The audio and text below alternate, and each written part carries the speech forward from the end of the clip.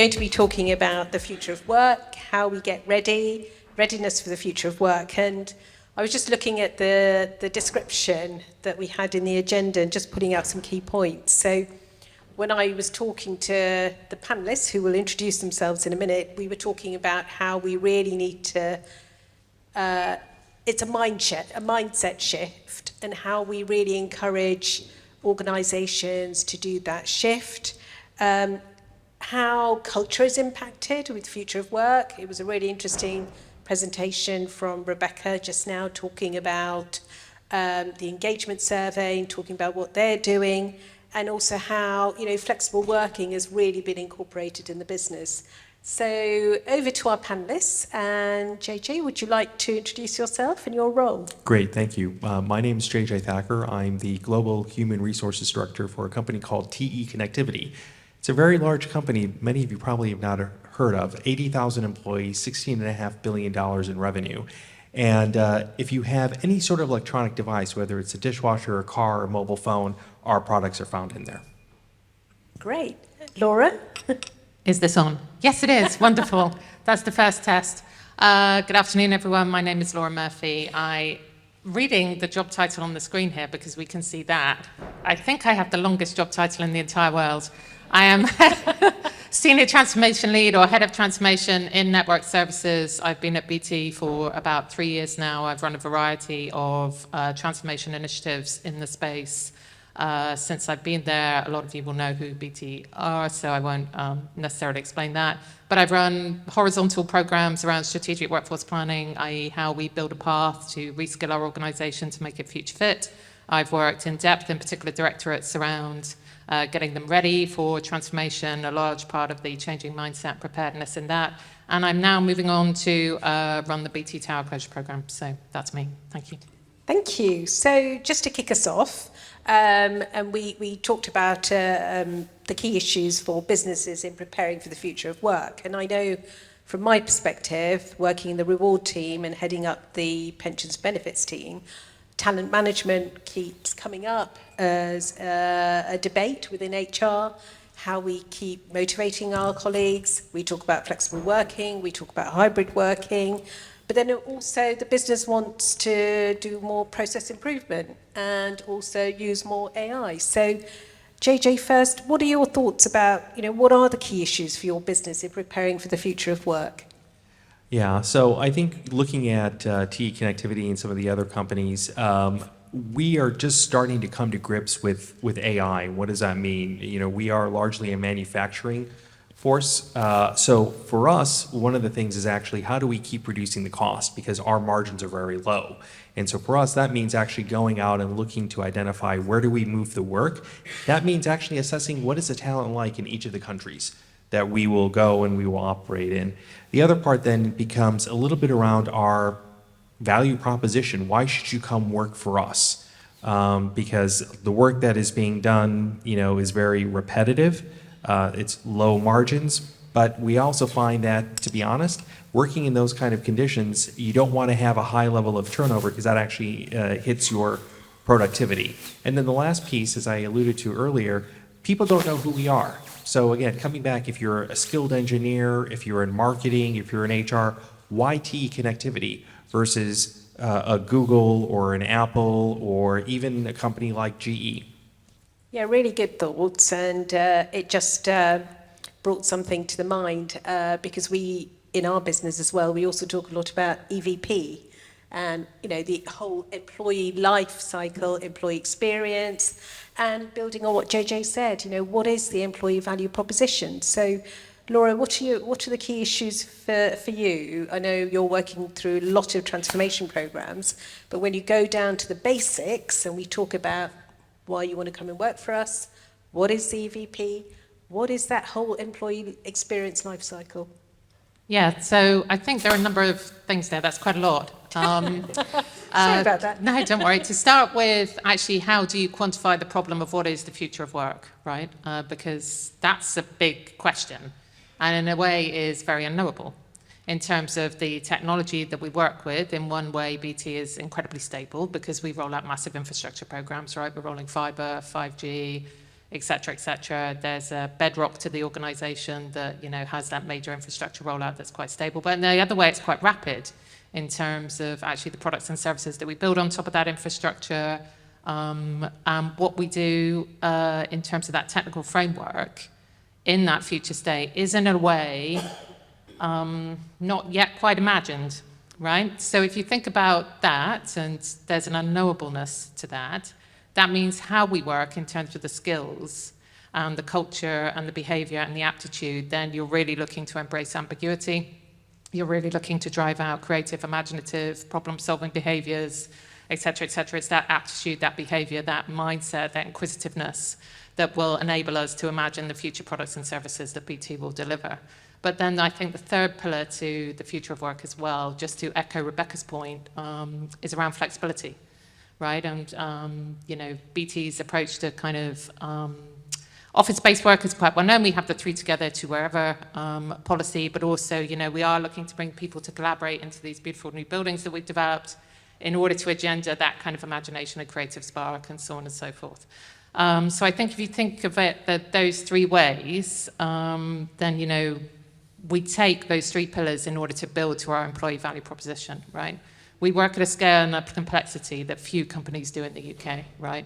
If you're a whiz kid network engineer, then you want to come and work for BT because the rate of patents is astonishing, right? Along with increased drives of kind of flexibility in the workplace, and the sustainability element that's part of our manifesto as well. I think that's quite compelling when you add it all up.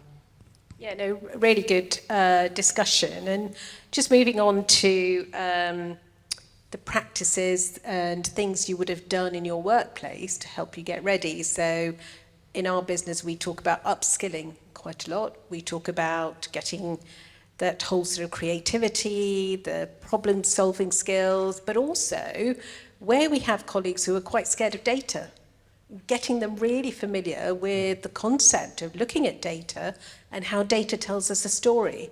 So would you like to comment on some of that? Sure. So what I would say is that working in a very large, complex, multinational company, the experience around the use of data is very isolated. So we will have some pockets where it's very, very great. And I'm talking down at the local level at the factories, where folks can come and they can give the report and tell us where the productivity is strong, where there are problems, looking at the bottleneck. We have other parts where it's not there. And that's actually caused us to say, what's the minimal level of data literacy that we need?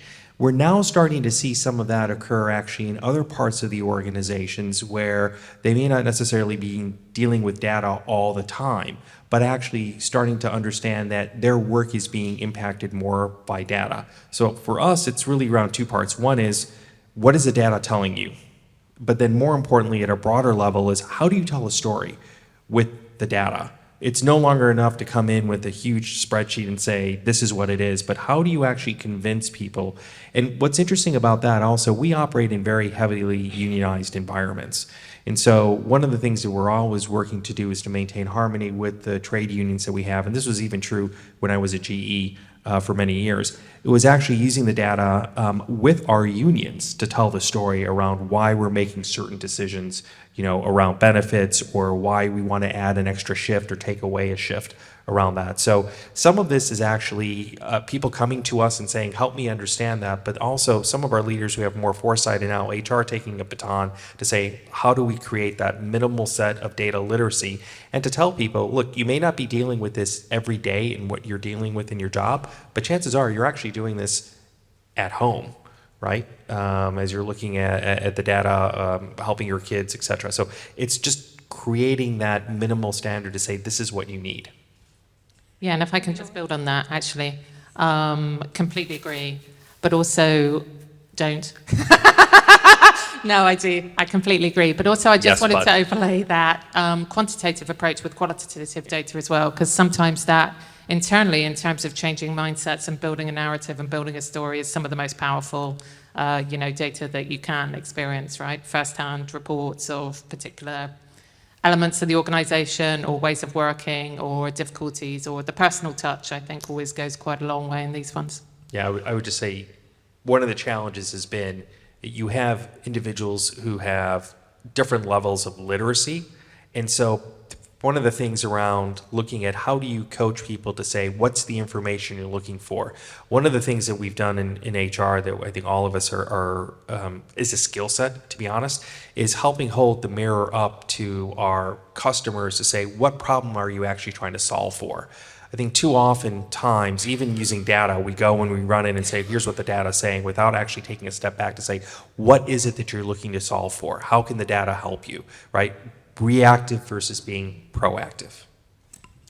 And just moving on from that, in terms of all of us as HR professionals and getting ready for work, what are the key skills you think HR professionals need to adhere to? We talk about our employees and colleagues in the workplace, but I went to a forum a couple of weeks ago where we talked about AI and HR and getting ready for work.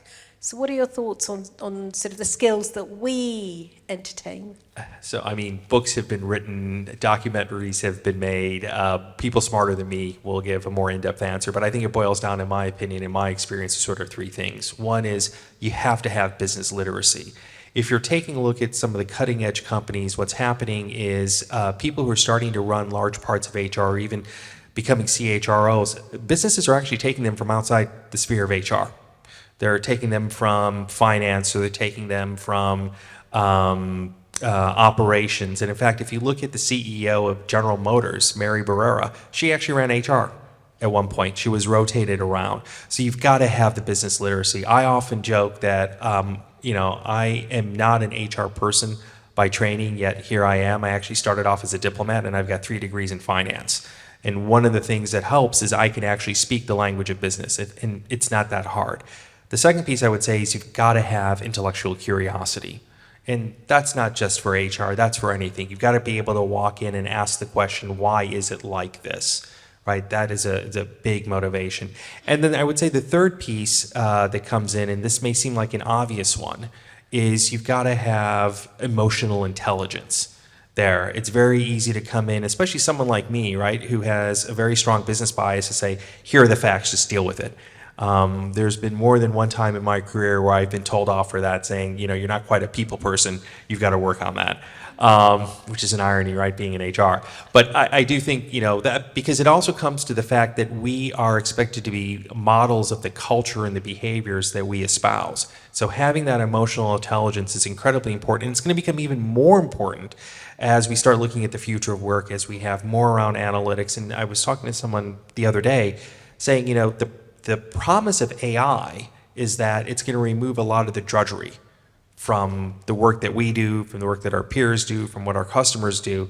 Well, guess what? That means you've got to have a higher level of the ability to coach folks to solve more complex problems. You're going to be bringing people together that normally don't work together to solve problems, and how do you quickly get them to work together, coach them through some of those interpersonal issues. So I'll get off my soapbox. Great. And Laura?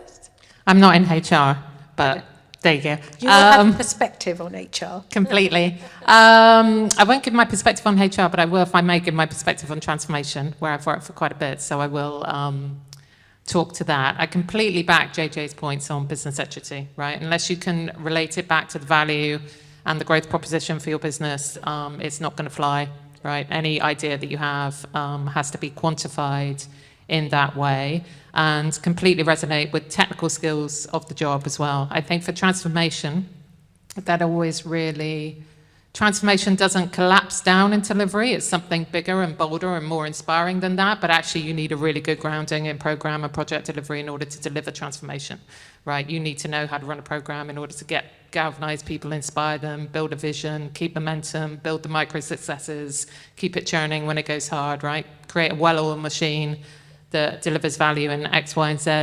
And also to build on the point of emotional literacy, I think we had this great boardroom discussion earlier, and a theme that kept on coming up was very deep listening, right? Because transformation or HR or whatever changing mindsets in readiness for the future of work, right? That is not happening in a vacuum.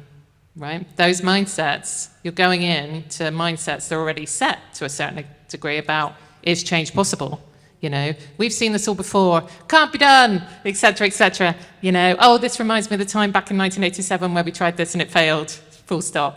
So that very deep listening to understand the culture in which you're trying to embed the change, in which you're trying to embed the transformation, and being able to work out what bits of that you utilize, which bits you tweak, which bits you reflect on, what you listen back. You know, there's a kind of fundamental aspect with the creation of any change there. Yeah, really good discussion points. And I was also thinking about, when I think about the future of work and changing mindsets and the way we work, and I was talking to my IT colleagues, and I did say to them, is this your problem? Is this an IT problem? Yeah. Which we would love to say. So, and I have this debate about whether we, as in, you know, the people team, whether we need to work a lot more collaboratively with our IT colleagues, because is it an IT issue? Is it an HR issue? So would be grateful for your comments on that. So, you know, my opinion is that it's never just one person's issue, one problem. I think particularly when you look at IT is a system that enables success and solves problems. And so from a very practical perspective, when I was part of GE, we had issues very similar to, I'm sure, many of you, where IT was working in a silo. HR would say, I need this, and IT would say, you're at the bottom of the list. And it wouldn't get done, and then we would rush off and try to get our own consultants to do it and overspend budget, and it turns out, you know, we'd actually have to do more work because it wasn't compliant. When our division in GE was spun off, one of the first things we did is we actually seconded a member of the IT leadership team to be part of the HR leadership team with myself and others. And they were an integral member because, for a couple of reasons. One is we were going through a large transformation project where we needed to stand up on our own. You know, we were spun off, but we were still buying services from the parent company, and the goal was to get off that very quickly. So we knew we needed IT solutions, and we couldn't do this in isolation. The second piece, also from an IT perspective, is they realized that in HR there were experts in change management, right? So they could come to us and say, we've got this particular software that we're implementing with finance, help us through that. I think there's also another lesson too in cooperation between IT and in HR. If you go back 25 years ago, right? IT prior to Y2K, any of you remember Y2K, was viewed as, you know, those strange people in the corner with these machines that if something doesn't work, they'll come and we bring them out and they fix it, and that's it. And HR, even to this day, in many organizations are always banging on about having a seat at the table, look how important we are. IT was like that before, but IT figured out how to become relevant and important by demonstrating the value to the organization. I think HR can take some lessons from that. There are some organizations, certainly Standard Chartered, GE where I was from, where people understood the value, or managers understood the value of HR and people. And so that's a competitive advantage where the two pieces that we have in organizations, one of the roles that I had, which kind of gets to the heart of this, so I was the head of strategy in HR for Merrill Lynch Commodities. Very strange combination. Why would you have strategy and people? Because when it comes to trading, whether you're trading bonds or you're trading oil or currencies, there's only two competitive advantages. One of them is your IT platform, and the other one are your traders and your people. And you can have a great IT platform, but probably within 3 months, your competitors will have caught up to you. And so there is a great deal of cooperation that occurs, and rivalry should be put aside between IT and HR, full stop. Really interesting. And Laura? Yeah, it's not a binary distinction anymore, right? I think historically, perhaps people saw IT as a replacement for people, right? And whilst to a certain extent that goes on, right, you know, with increased automation and so on and so forth, the real interesting question, I think, in the future of work is how one is going to augment the other.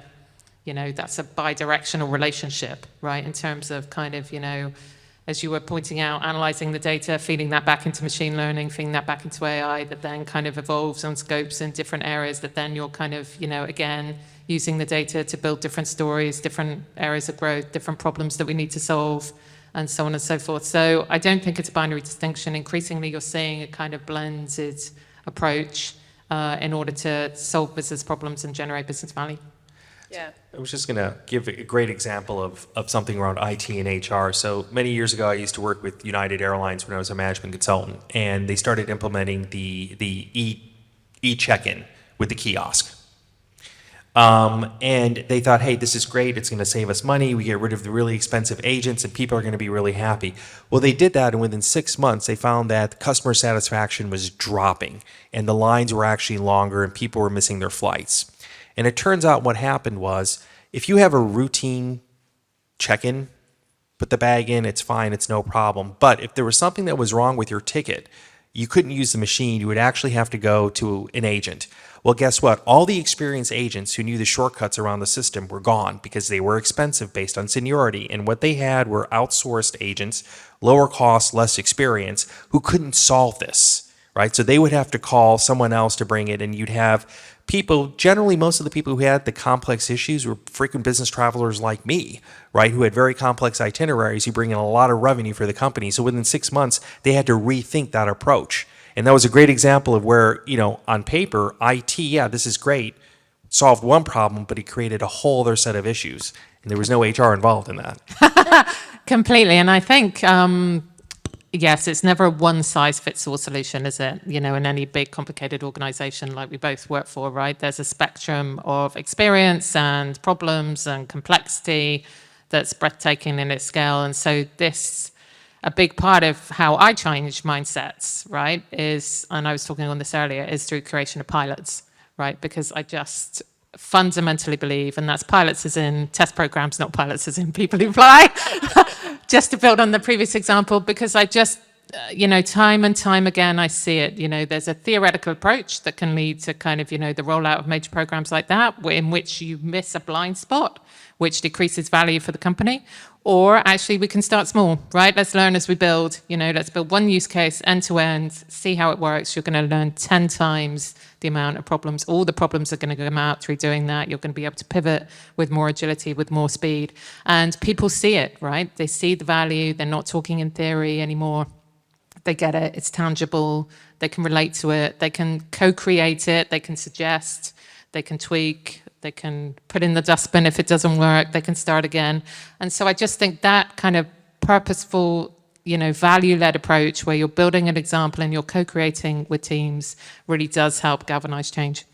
Yeah, and a very interesting example, JJ, you gave, which I related to during my time at Coca-Cola, where IT definitely had a seat at the table. And HR were most of the time actually having to raise a business case to even get a seat at the table. Hopefully, getting ready for the future of work, things will change. We talk about building trust and vision in organisations. And trust came up this morning at the breakfast, where we talked about listening, we talked about mindset, but the fundamental issue is about safe space and also trust. And with our sort of getting ready for future of work, how do you think organisations will continue to build that trust and vision? That's a great question, and it's a tough question because there is no one size fits all, but I can offer a couple observations based on my own experience. So I think, this has been said before, when we were in COVID, it was a great leveler. Didn't matter whether you were the queen, the prime minister, the CEO of your company, or, someone on your team. We all experienced work the same way through, the end of the small screen. Now, fast forward, thankfully, COVID's over, we're back, and we're all struggling. Well, what does hybrid mean? What does it mean to come back to the office? And really what it boils down to is, how do we go back and reestablish trust? And we talk about the employee value proposition. What does it mean to work at a particular company? People's expectations have been reset by COVID, rightly or wrongly, right? They're not seeing the value of coming back to work. And when you come back to work, when you're interacting with people, it's about building that emotional connection. It's building about a connection to the organization you're working for, the mission, why you're doing things. Too often we talk about that, but we don't talk and think about what do we need to do to enable individuals to trust us as leaders to trust us as an organization in terms of what we're doing and why we're doing it. It's almost like recontracting and reminding people of that, because I think we just made the assumption that, hey, COVID's over, come back to the office, or we're going to do this, without actually coming back and re-engaging and thinking through, actually, people's demands have changed. And we were in a session earlier with Capgemini talking about this, and we don't have the right answer, but it comes back to engaging in those meaningful conversations to start that process, that cornerstone piece. And Laura? And to build on, conversation starts it off, right? But then trust is a behaviour. Simon Sinek, is it? Yeah. I really like that quote, that actually, I will deliver for you as an organisation, X, Y, and Z, in terms of kind of what you deliver for the organisation, right? And building those strong emotional bonds, both physically through collaborating physically in the workplace, but also emotionally. There's so much work that can be done through kind of virtual means in terms of emotional connection, and the stories that we tell and the vision that you build, and starting with the why, right? Why are we doing this? What does this mean? What this means at a broad scale, this, and this, and then co-creating the vision, I think really builds trust, actually, if people feel they're listened to. That principle of listening again, and empathy, and actually it won't be this, but this is the reason why. So to try and be as transparent, as you can be around any change that occurs. Yeah, the context setting, that's incredibly important. So before we wrap up this session, and again, it's always good for the audience to take away sort of one or two sort of key pointers or key thoughts about getting ready for the future of work. JJ, what are the sort of two sort of points that the audience can take away, whether it's something to read, whether it's something to think about in practice? We talk about collaboration, empathy, listening. So what I would say around the future of work, it's a little bit like the next great thing. No one's really defined it. It depends on your organization, what industry you're in, and even what level you are in the organization. Everyone has a slightly different understanding of what the future of work means. What does it look like, whether it's going to be hybrid or we're going to be using AI for everything? So I'd say one of the things is it's really up to HR to help define that path by surveying the stakeholders. And I don't mean doing a survey. What I actually mean is going out, piloting, looking, attending sessions like this to try to understand and create that vision of the future of what does it look like. Because if you don't do that, chances are you're going to end up reacting to it. So this is an opportunity for HR to help pull all the data that you have together, look at, preferences of the employees by generation, look at what your competitors are doing, looking at what your customers want, to start to define that and bring it up on the agenda. Because unless you can get alignment around it in the entire organization, you're not going to be successful. You'll end up reacting to what's happening. Great. Laura, and one or two things the audience to take away. Lovely points. I was thinking as you were speaking of a book that I read a few years ago called Reinventing Organizations, and I can't for the life of me remember who wrote it, but it's brilliant and everyone should buy it. And it wasn't me who wrote it, and I don't have any shares or profits in it. But it was something, there's a line in there that really struck me, actually. The consciousness of an organization will never expand beyond that of its leadership team. So I think the number one takeaway is, in terms of changing mindsets and readiness for the future of work, is to really, to build on your point, expand your own curiosity and your own innovation, right? I've done work in my career that people told me could not be done, right? And I've gone out there and I've built it, right? Because I had the imagination to build it and see how it could relate to business value. And that sounds quite egotistical. But it's just that spark. Things can be done, right? They really can. Mindsets can be changed. It's about connecting the idea to the value of where people are right now. And Harvard's Business Review has another lovely quote that I'll quote around change management is the conversation between those constructing the change and those affected by it, in light of an organizational context based on the emotional bonds between individuals. And when I read that, I was like, yes, that is absolutely the way I build transformation, right? So, changing mindsets is around what is the value that we can be building for this organisation. How are we going to do it in light of where we are right now, in light of the kind of where the team are? Confidence is a massive part in this. Actually, do people have the confidence to change? If not, how do we build that? How do we build micro successes to give them that confidence to change? Well, you start by creating a safe space with high degree of trust, right, and emotional bonds, and that gives people the confidence to take the risk and to leap forward.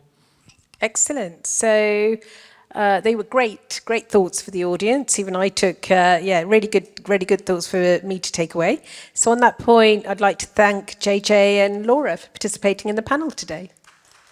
Thank you. And Thank you. thank you to you for your great hosting. Yes, thank you.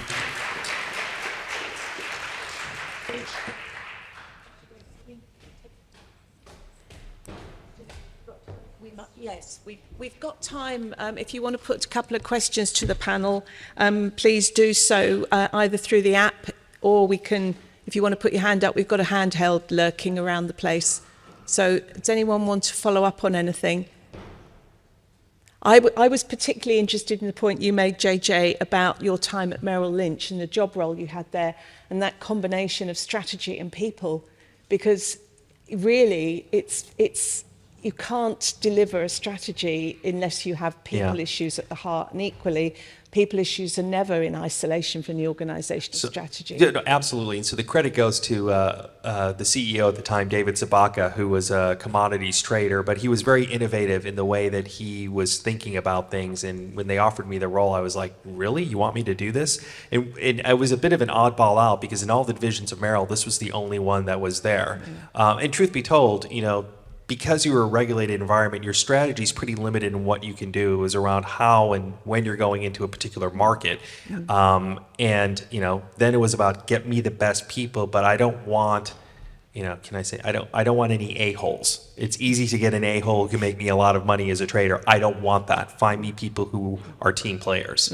Well, that all plays to that whole values thing that we've been talking about. But it's interesting because you kind of couch that in terms of, we were the kind of organisation that you were and so on. But actually, my belief is that there isn't an organisational business out there who ought to be thinking about their strategy and people in isolation, one from the other. So I think that's a lesson that we can all take away, in my view anyway. But were you going to add to that, Laura? Culture eats strategy for breakfast. Indeed. Boom. And transformation for lunch, I think, is the extent. Is it? Gosh. Okay. Anyone want to ask anything of the panel, or should we round off and thank them all for their contributions? No, I think we're all good. Lovely. Well, thank you very much to Laura, JJ and Rashri. Thank you.